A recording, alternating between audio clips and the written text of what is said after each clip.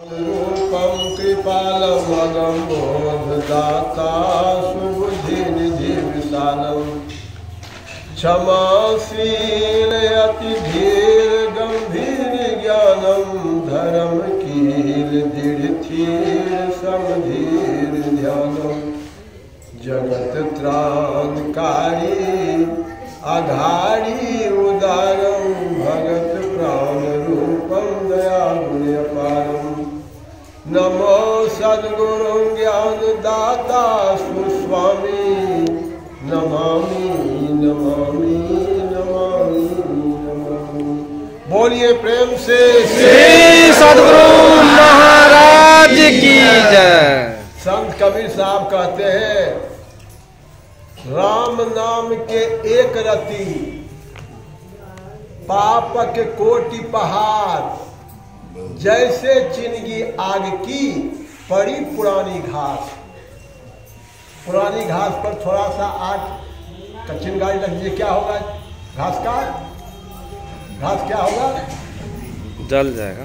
बोलिए, घास पर आग रख देने से क्या होगा? घास जल के भस्म हो जाएगा। कबीर साहब कहते हैं, संसार के लोगों, उसी प्रकार से पाप का पहाड़ किसी के ऊपर हो, वह यदि भगवान का नाम हृदय से ले, सारा पाप जल करके भस्म हो जाए।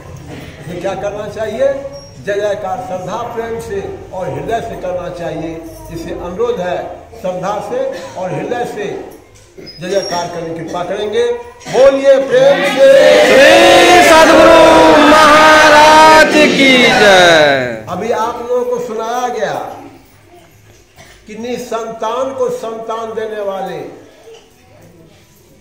यूको की फ्यूजिता जापान की महिला की अधूरी भक्ति को पूरा करने वाले, और जो स्वर चले ताही पग दीजिए, एक टक्कर कालहू से लीजिए, वाणी को चरितार्थ करके दिखलाने वाले परमाराध्य संत सद्गुरु महाराज ने कहने कृपा की कि मैं इस विचार में इतना दृढ़ हूं कि मुझे कोई भुला नहीं सकता है।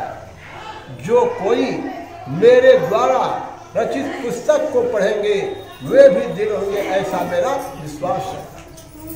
आराध्य देव की इस वाणी को हृदयंगम करने वाले और उस पर चलने वाले शख्स का नाम था स्वामी संत सूर्य।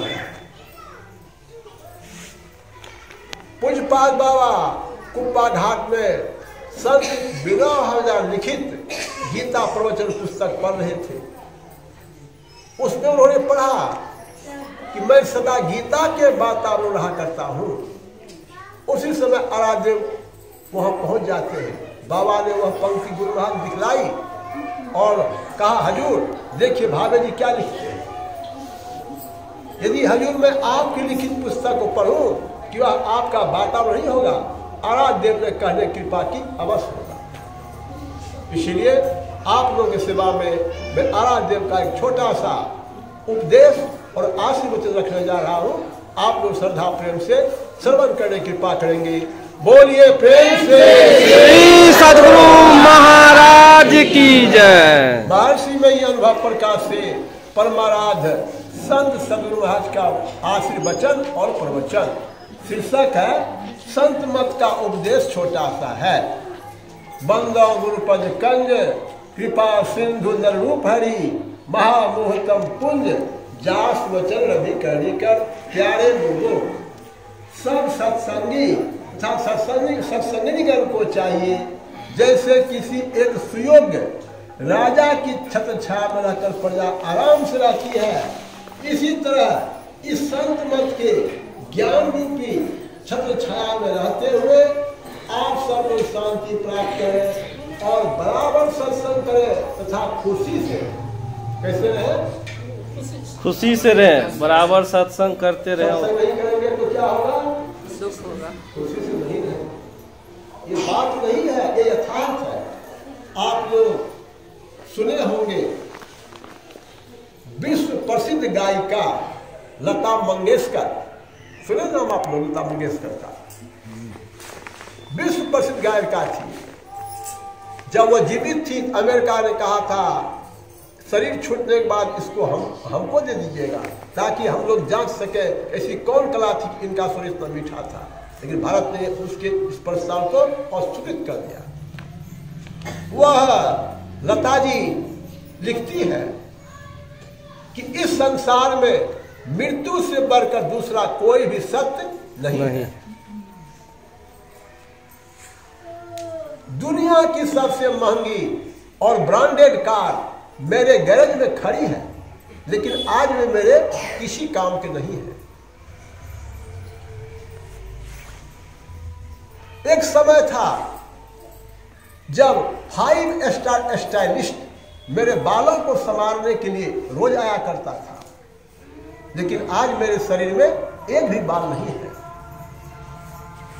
दुनिया की दी बेस्ट डिजाइनर मेरा डिजाइन तैयार किया करता था, लेकिन आज मुझे हॉस्पिटल द्वारा उपलब्ध कराए गए गाउन में रहना पड़ता है।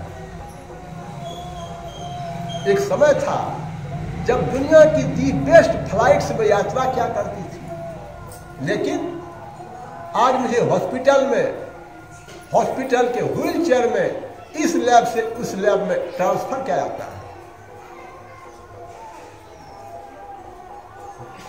जब मैं यात्रा करती थी 5 स्टार होटलों में मेरी भोजन की व्यवस्था होती थी, लेकिन आज मुझे नमक का घोल और टैबलेट पर जीवन निर्वाह करना पड़ रहा है।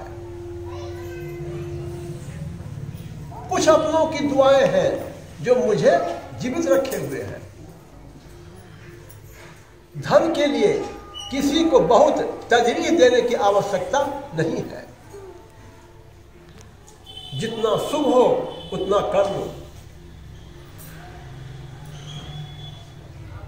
लेकिन वही लता जी यदि किसी सच्चे सदगुरु से युक्ति जान के अभ्यास की होती तो उसको यह दिन देखना नहीं पड़ता। जो युक्ति जान के अभ्यास करते हैं वे क्या कहते हैं? वे कहते हैं जा मरने से जग डरे मेरे मन आनंद, कब मरी हो कब पाई हो पूर्ण परमानंद। मरिए तो मरी जाइए छूट प्रजंजार, ऐसी मरनी को मरे दिन में 100 बार।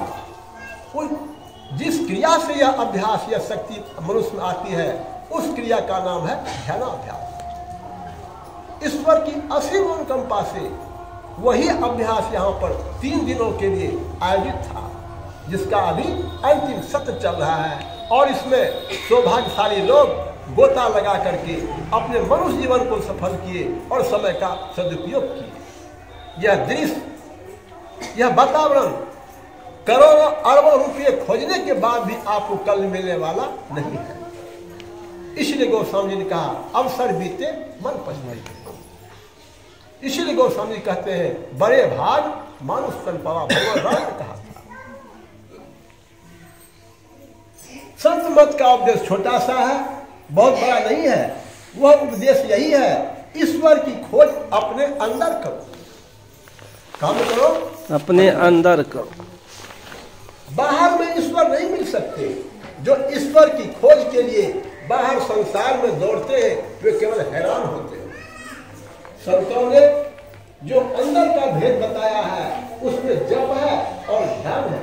उसी काम के द्वारा अंतर्मुख हो सकते हैं। कौन काम करो? जप और ध्यान। मंत्र का जप करो और जिस नाम का जप करते हो उस नाम से संबंधित रूप का ध्यान भी करो।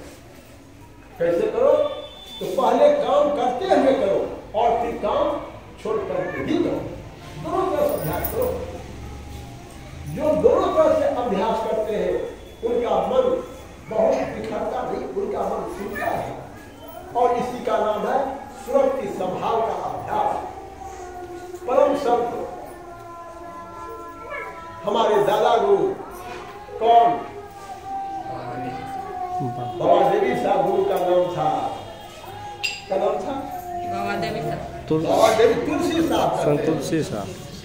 संत सुरत समझ सिहार साधो निरखित नैनन हो। ये संसार के लोगों सुरत की संभाल का अभ्यास पहले मानव जप से, पुनः मानस ध्यान से, पुनः दृष्टि योग से करना चाहिए।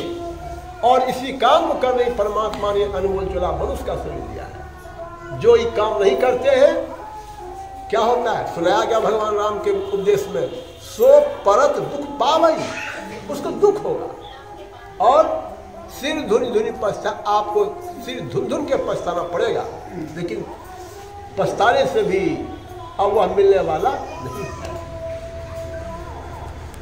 अंतर्मुख होने के लिए लोगों को जैसा गुरु ने बताया कि बाहर देखना छोड़कर अंदर में देखो। संपूर्ण दिन रात ऐसा हो सो तो हो नहीं सकता, इसीलिए समय बांध बांध कर करो। कौन सी करो? समय बांध बांध के करो। क्या है समय? ब्रह्म मुहूर्त में करना चाहिए, दिन में दोपहर में स्नान के बाद, और संध्या समय करो। इसको त्रैकाल संध्या करते हैं। जप और ध्यान करने से आवरण छूटेंगे और आवरणों के छूटने से अपने अंदर में ईश्वर का प्रत्यक्ष ज्ञान दर्शन होगा। यह दर्शन बाहरी दर्शन की तरह आंखों से नहीं, आत्मा से होगा। आत्मा से। आत्मा क्या है? अभिन्न अंश है। सूर्य की किरण होती है, क्या है? अभिन्न अंश है। जल और जल का तरंग अभिन्न अंश है। उसे आत्मा क्या? परमात्मा का अभिन्न अंश है। आवरण के कारण ये ऐसा दिखाई पड़ता है। आवरण हटेगा, हम प्रभु प्रभु एक ही, और इसी आवरण के हटाने का नाम भक्ति है। चित्र आत्मा अंदर में माइक आवरणों से छूटकर जब अकेली हो जाएगी, तब उस आवरण चित्र आत्मा को ईश्वर का प्रत्यक्ष दर्शन होगा कि जाना तुम ही हो जाएगा। जो इस तरह ईश्वर को जान लेगा वह ईश्वर स्वरूप हो जाएगा। वह आवागमन की चक्र से छूट जाएगा, इस वायुमंडल से छूटकर फिर कभी इस दुख सुख में संसार में नहीं आएगा। जो ये काम करते हैं उनके लिए आगे बढ़ने क्या लिखते हैं? मैं अपनी ओर से आप सब लोगों को आशीर्वाद देता हूँ। क्या देता हूँ? आशीर्वाद देता हूँ। जो काम दवा से नहीं, वह काम दवा से। जिन लोगों ने अपनी उपस्थिति करके इस महान ज्ञान को संपन्न किया है, उन सबको हमारे आराध्य आशीर्वाद प्रदान करते हैं। मैं अपनी ओर से आप सब लोगों को आशीर्वाद देता हूं कि आप लोग सुखी रहें। कौन सी रहें? सुखी रहें। सत्संग और ध्यान करें। आप लोग अपने घरों को जाएं और घर के कामों करें। जो काम अभी यहाँ करना है, एक एक आदमी आकर प्रणाम करें। ऐसा होना असंभव है। इसमें कितना समय लगेगा सो विचार लीजिए। बुढ़ापे और रुग्णावस्था कारण मेरी शक्ति से बाहर है, मैं यहाँ घंटों बैठा रहा हूँ, इसलिए आप सब लोगों से क्षमा चाहता हूँ। बोलिए प्रेम से श्री सद्गुरु महाराज की जय। गुरु महाराज की प्रवचन कुप्पा घाट आश्रम भागलपुर के सत्संग हॉल में दिनांक 20/7/1978 को हुआ था। बोलिए प्रेम से श्री सद्गुरु महाराज की जय।